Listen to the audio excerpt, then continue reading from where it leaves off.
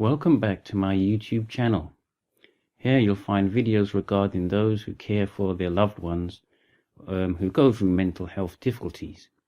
Now, I raise awareness around mental health, unpaid carers, and sometimes the importance of awareness events, psychology, psychiatry, and more. Now, if you like the content, please subscribe. Now, this video is going to concentrate on carers who look after someone close, be it someone in the family, a relative, close friend or neighbour. Now, I'm not talking about care workers, since they are paid to look after their clients.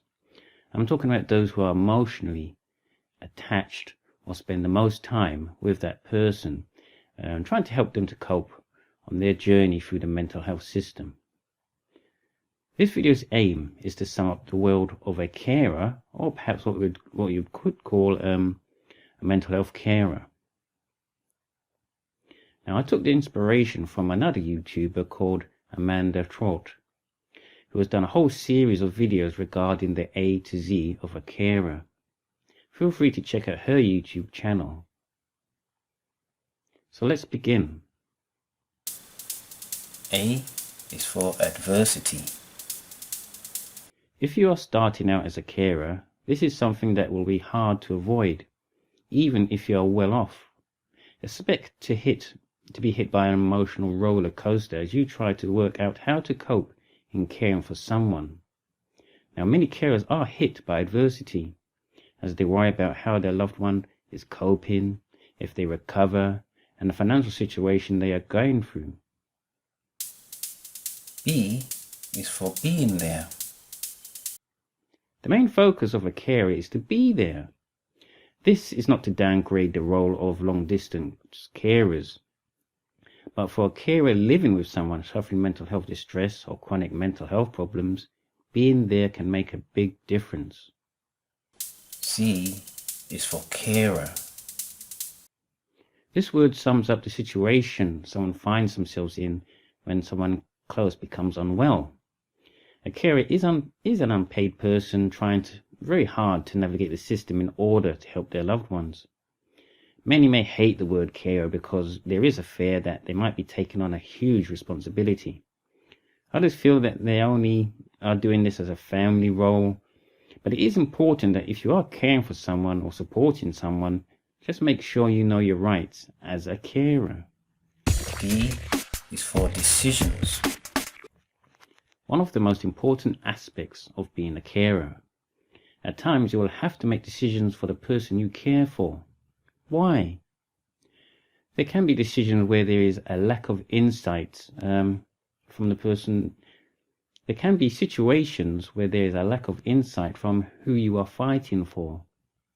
Decisions regarding advocacy, how you respond when the caree relapses, decision in the relationship with them, and so on.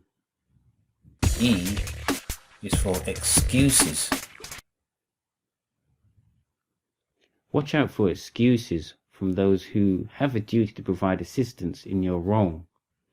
Carers' rights are a very big issue considering the Care Act 2014. Issues of patient confidentiality can often occur, and health professionals, due to time constraints, lack of training, or even foresight, can shut carers out who desperately need support in their role. Now, please look up the Triangle of Care policy from Carers Trust. F is for foresight. Without foresight, it is hard to know what to prepare for. Think carefully what you will need for a carer's assessment. Get advice. Get help. Get permission from your loved one to act on their behalf to see their care plan or be involved in their care plan. What's said about you on their care plan, and what about their future and your future? G is for guilt. A sad situation for many of the 6.5 million carers in the UK and carers across the globe. Some people complain carers do not experience mental health, but then carers feel guilty that every time the person they look after suffers emotional and mental health problems, guilt, stress, depression and more, carers can experience. H is for hospital. Those that carers try to care for usually can end up in a hospital. Now, this might be under a section or voluntary attendance on an inpatient ward or psychiatric unit. Mental and physical health problems are closely related, and I myself have had to experience my loved one having lengthy stays in the hospital for acute health problems. I is for isolation. Carers experience isolation as those suffering mental health problems. This happens due to when the person they care for becomes very sick and cannot get into the services. Stigma can also keep carers isolated, as many out in the community might be embarrassed or shun a family helping someone suffering mental ill health. J is for job. Caring is not an activity. It is not just a role. It is practically an unpaid job for those carrying out in the community.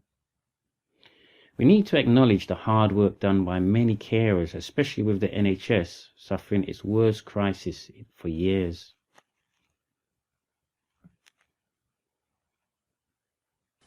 K is for knowledge. This should be one of the main currency for carers. Knowledge of the person's condition, knowledge of the mental health services, knowledge of getting carer support. Avoid being ignorant when you're trying to care for someone close. L is for love. One of the main reasons why a person becomes a carer is out of love, but it's not the only reason. Others do it out of duty, some out of desperation. Love and emotion attachment can be one of the most common focus for providing care and attention. M is for mental health carer. Okay, it's not a word, but a statement not often used. Now, not all carers are alike, and it is a very big issue that people cannot always see a mental health problem. So how can you tell that you can see a mental health carer? Caring for someone suffering a broken leg or arm is not the same as caring for someone suffering chronic depression, an eating disorder, self-harm, obsessive disorders, and more. N is for noticing. As a carer, your aspect or role is that of almost as a psychiatrist. You will have to notice behaviour. You will have to learn communication skills, be therapeutic and hold on to that relationship. On top of that, you will have to tackle the mental health services. Some services are excellent, some are not. What can you notice? O is for options. There are always more than one option. Do not be fooled into taking the worst path. Ask for those options. Ask for options for your loved one. Ask them for yourself. Is one medication not working? What are the options? Need support at home? What are the options? The carer's assessment's not done well, or something's missing off the carer's assessments? What are the options? P is for psychiatrists. A carer access to a consultant psychiatrist or to a mental health professional is going to have some difficulty.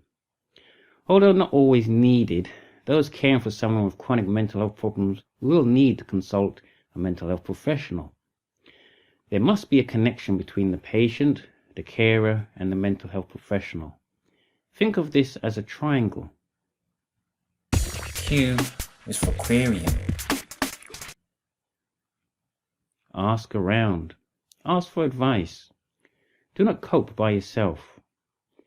There are many you would have to query regarding support for your loved one and for yourself. These range from social workers to ward managers to your general practitioner or doctor, advocates, nurses, peer support workers, home treatment team, care coordinators.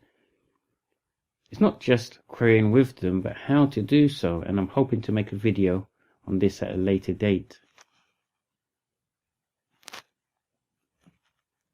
R is for regret.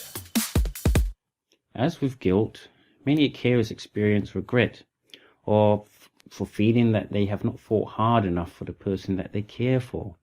Now this could be a son or daughter, parent, wife or husband, brother or sister, friend, relative or neighbour. You know, a famous saying is that carers often put everyone else first and themselves last. Unfortunately, it is not possible for carers to fully avoid regret, but at least understanding about regret can help the situation. S is for suffering. As with guilt, regret, worry and adversity, suffering and hardship is what the family will go through. But the carer and patient will experience this at different levels. Of course, it is unfair to say that the patient or service user does not experience the worst levels of suffering. But we cannot or should not discount the carer's experience, coupled with the fact that I myself have seen many carers become the next service user if they are failed by the services. T is for therapy. For carers looking after their loved one, medication can only go so far. Carers should inquire about therapy, CBT therapy, family therapy, counselling for yourself, counselling to those you care for. In fact, I'm planning a video that lists over perhaps 100 different types of therapy. U is for unpaid. Care workers are not carers, although there is a drive, misunderstanding and cultural aspect to state that they are. Care workers get paid, they can belong to a union, they have rights. The Family and Care Act 2014 is not called the Careworker Act. Carers are unpaid, having to cope with minimal resources, not knowing their rights. If there is a lack of care workers, then the patient or service user will have to try and depend on a carer. V is for vigilance. Be vigilant. Don't settle for less. I have even refused a carer's assessment because I know it was going to be a tick box exercise. You will need to fight, and you need to fight for yourself and your loved one. Do this with support from a care centre, community centres, and those who are sympathetic in the health profession. W is for worry. Another aspect for carers is that they worry. It would be unnatural for a carer not to worry.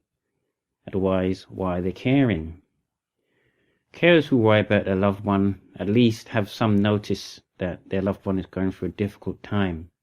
Although it's very important that carers should try and keep this in check and should try and keep this as a balance, because what we don't want is carers to worry to the point that they become very unwell themselves. X is for extra care. Okay, I couldn't think of anything that's beginning with X. So I guess I had to be sneaky and use X for extra care, as in providing as much care as you can without burning out yourself or perhaps those who you're trying to care for. Y is for you. Look after yourself. Look after you. Avoid burnout. You, as a carer, supporter or aider, can only do so much. You are that important, and if you do not care for yourself, you will struggle to care for someone else. Z is for zero. Carers are unpaid. They get zero money, unless for carers allowance. But that's only if you care over a certain amount of hours, which is perhaps difficult to even tally up. And also, if you only get such things if you cannot possibly go out there and work. Thank you for watching the A to Z of a mental health carer, and I hope to see you again soon. If you like my videos, please subscribe, and good luck on your caring journey if you are a carer. Bye.